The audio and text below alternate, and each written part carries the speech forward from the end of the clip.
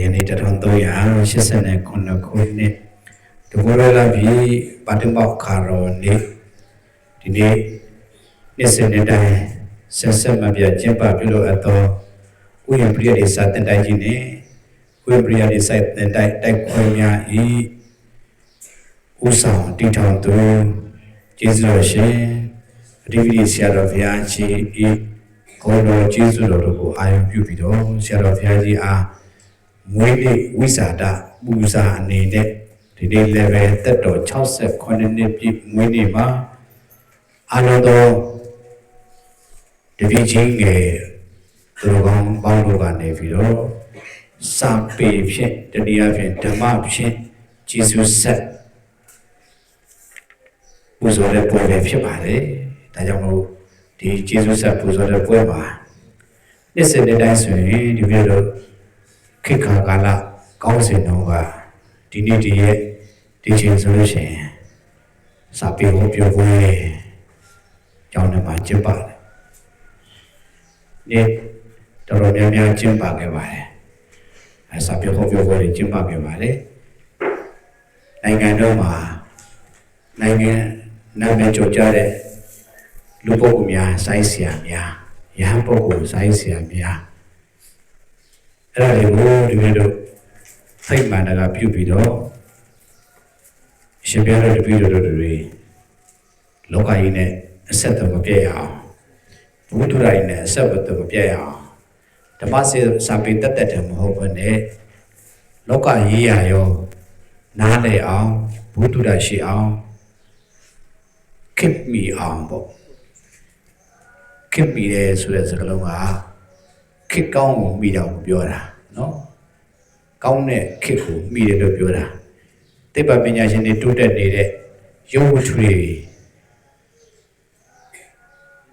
စင်ကဲနေ့စဉ်နဲ့များတိုးတက်နေတာကိုလိုက်ပြီးတော့သုံးနိုင်တာမြင်နိုင်တာကြည့်နိုင်တာကိုပြောတာမဟုတ်ဘူးခေတ်ကောင်းကိုမိလိုက်တာကိုခေတ်မိတယ်လို့ပြောတာဒါကြောင့်မလို့အဲ့ဒီခေတ်ကောင်းကိုမိအောင်ဆိုပြီးတော့ဒီလိုတို့ဆရာတော်ဘုရားကြီးရဲ့ဝိဇာတမွေးနေ့ပွဲမှာတပည့်တွေကအသိပညာဘုဒ္ဓရာတွေနဲ့ပူဇော်ကြတာဖြစ်ပါတယ်။ဒါကြောင့်မို့ဒီနေ့လည်းပဲဒီပြတို့အတွေ့အကြုံရှိတဲ့စာချဆရာတော်များဥဆောင်ပြီးတော့အရှင်ဘုရားတို့အခုစာရေးစာကုန်းတို့ကြပြတို့ပြိုင်ပွဲတွေမှာဆုရတဲ့ပုဂ္ဂိုလ်တွေရဲ့ရင်တွင်းစကားဘုဒ္ဓတာများကိုနာယူကြရမှာမျှဝေကြရမှာလေ့လာကြရမှာဖြစ်ပါတယ်အလုံးတမကောင်းတဲ့အစီအစဉ်ဖြစ်ပါတယ်ဒါကြောင့်မလို့တပည့်တော်ကဒီပွဲပတ်တိုင်းကမှာဒီလိုလာစဉ်လာတိုင်းလာပြီလာွယ်အဖိတ်နေမှာစာချနိုင်ကများရဲ့ပုံမှန်စုဝေးပွဲမှာတပည့်တော်ကတင်ပြပါတယ်ဒီနေ့လည်းပဲနာမည်ကျော်ကြတဲ့ပြည်ဘက်ကစာရေးဆရာတွေကိုဖိတ်ဦးမလားလို့တိုင်ပင်ပါတယ်တိုင်ပင်တဲ့အခါကျတော့လည်းပဲအခုပြောသလိုကဲကိုဟာနေပြီးတော့မွေးထိုးရအောင်ရွေးထိုးရအောင်ကိုတိုက်ထဲကနေပြီးတော့လည်းပဲပြပုံသေးတွေအများကြီးရှိတာပဲဒီချင်းရှိတဲ့ဝါသနာပါတဲ့ဆရာတွေရှိတယ်ရေးချင်းရှိတဲ့ဝါသနာပါတဲ့တပည့်တွေရှိတယ်ဆရာတပည့်အပြပြလန်းလန်းဟောကြမယ်ပြောကြမယ်မျှဝေကြမယ်ဆွေးနွေးကြမယ်ဆိုရင်ပို့ပြီးတော့ပွင့်လင်းတယ်ပို့ပြီးတော့လွတ်လပ်တယ်ပို့ပြီးတော့ဘုဒ္ဓတာတွေမျှဝေတဲ့အခါမှာထိရောက်တယ်ပေါ့ဒါကြောင့်မလို့ဒီလိုဒီနေ့တော့ကိုတိုက်တွင်းကဆရာနဲ့ဆုရတပည့်များရဲ့ဟောပြောမှုနဲ့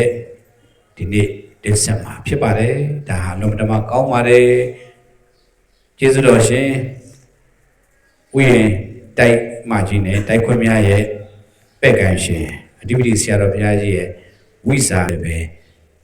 ဓမ္မနဲ့ပူဇော်ပြီးသားဖြစ်ပါတယ်အဲဒီတော့လောကဓမ္မကောင်းပါတယ်လို့ဒါလေးကိုတပည့်တော်ကဥစွာပထမဝမ်းမြောက်စကားအရှင်ဘုရားတို့ကပြောကြပါတယ်ဒီတော့ကမိမိတို့ရဲ့ကိုစီရှိနေကြတဲ့ရင်တွင်းဆန္ဒကိုဘဝနဲ့ထင်ဟပ်စေဖို့ရန်အတွက်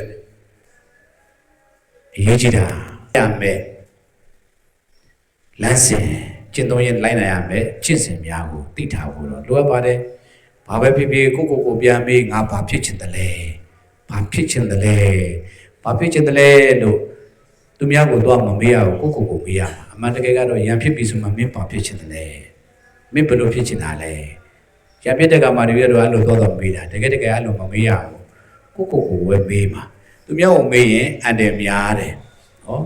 ငါဒါဖြစ်ချင်တယ်ကွာဆိုရင်လက်နဲ့ထိုးနေတာခံရပါပဲဟုတ်မလားကိုမေးရမှာငါဘာဖြစ်ချင်တယ်လဲဘာဖြစ်ချင်တာလဲ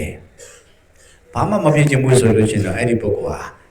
ရွေချက်မဲ့တဲ့ပုဂ္ဂိုလ်ပေါ့ကိုမေးကြည့်ပါငါဘာဖြစ်ချင်တာလဲဘာဖြစ်ချင်တာလဲလို့မေးပြီးဖြစ်ချင်တာသိပြီဆိုလို့ရှိရင်အဲ့ဒီဖြစ်ချင်တာကိုအကောင့်ထဲပေါ်လို့ရပါတယ်ကိုဖြစ်ချင်တာကိုမှမသိဘူးဆိုလို့ရှိရင်တော့ဘာလဲဆိုပြီးတော့မေးပြီးတော့ဖြစ်အောင်ကြိုးစားဖို့ရန်အတွက်ကတော့စိတ်ရှိစွဲတာတင်ရင်ခံမှတ်ရအောင်မြင်ကြောင်းအောင်မြင်ဖို့အတွက်ကစိတ်ရှိရမယ်သိခံရမယ်ဇွေးရှိရမယ်လွယ်နဲ့ကတော့သူများလည်းပြောသလိုစပယ်တွေမပွင့်ဘူးတဲ့လွယ်တာလေအချိန်ယူရတယ်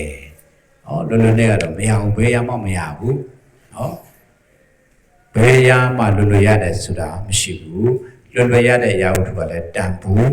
မရှိဘူးတန်ဖိုးနေတဲ့ဒါကြောင့်မလို့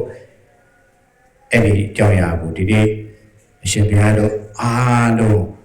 မိမိကိုမေးပြီးတော့မိမိရဲ့ရည်ရွယ်ချက်ကိုအောင်မြင်အောင်အကောင့်ထဲဖော်ဆောင်ဖို့ရန်အတွက်မြတ်စွာဘုရားရှင်ကိုရောမြတ်ကြီး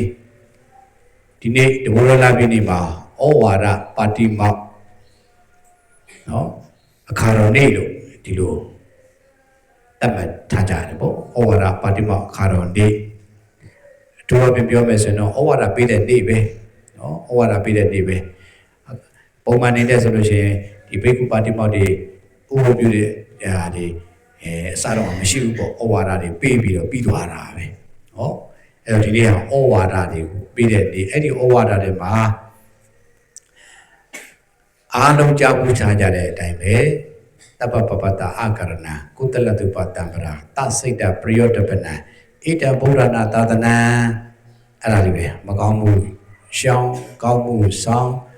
ဖြူအောင်စိတ်ကိုထားဆက်ပြီးတော့မြတ်စွာဘုရားလမ်းညွှန်တဲ့တရားတော်တွေကိုထပ်ဆွတ်မယ်ဆိုလို့ရှိရင်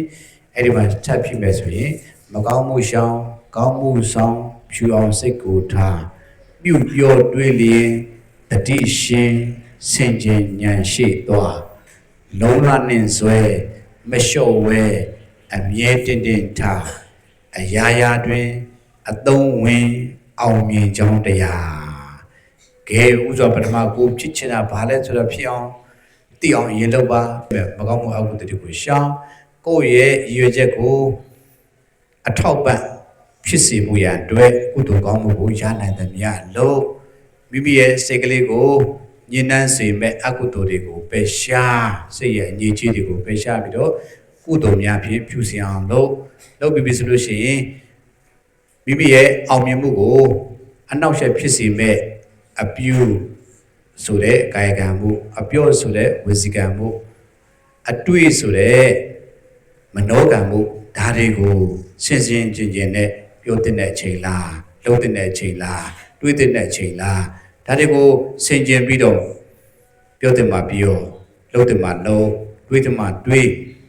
အဲ့လိုရှင်းကျင်နဲ့လုပ်ပြီးတော့ဉာဏ်နဲ့တတိနဲ့ကိုက်ကြည့်အောင်ချိန်ဆပြီးတော့မိတို့ရဲ့ဘဝမှာလုပ်တဲ့လုပ်ထိုက်တာပြောတဲ့ပြောတတ်တာပြောမယ်ဆိုရင်သိကြပါတယ်ခုနကိုရင်တို့ဦးဇင်းတို့လိုက်ဆိုလိုက်မကောင်းမှုရှောင်ကောင်းမှုဆောင်ရှုအောင်စိတ်ကိုထားပြုပြောတွေးလျင်တတိရှင်စင်ကြင်ဉာဏ်ရှိသွား